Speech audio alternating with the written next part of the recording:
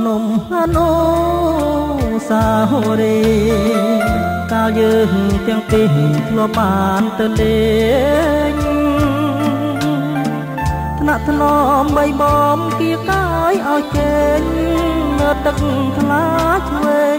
ដាប់សូរសំលេងតូចងោល្វើយល្វើយ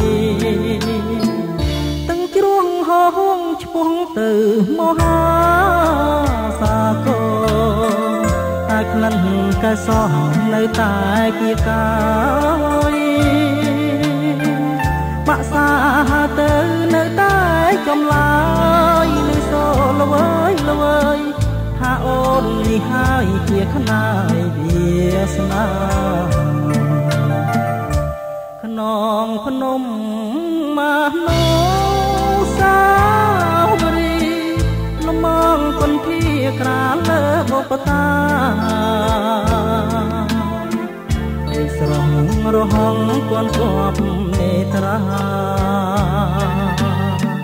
ធ្វើឲ្យចិន្តារតែបែតី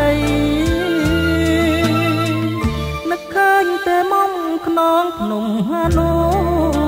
សាវរីយ៍ឬឆោមឆោវីអូនភ្លេចសំដីអូនបានសច្ចាថាស្មោះលោកស្រីពលលោករលាយក៏ស្នេហ៍ពិសីមិនរលាយឡើយ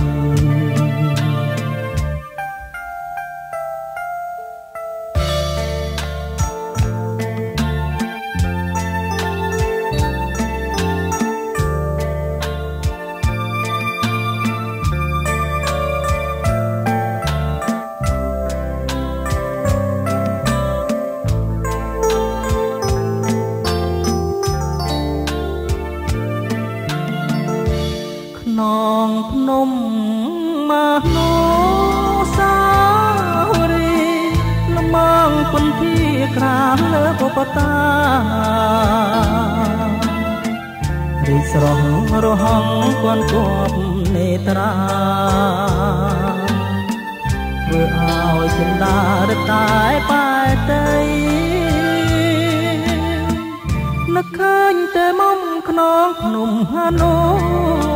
សាវរីយ៍ឬឆោមឆោវីអូនភ្លេចសំដី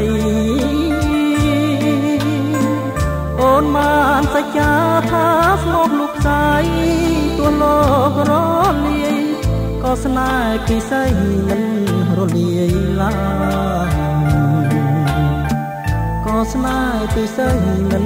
រលាយ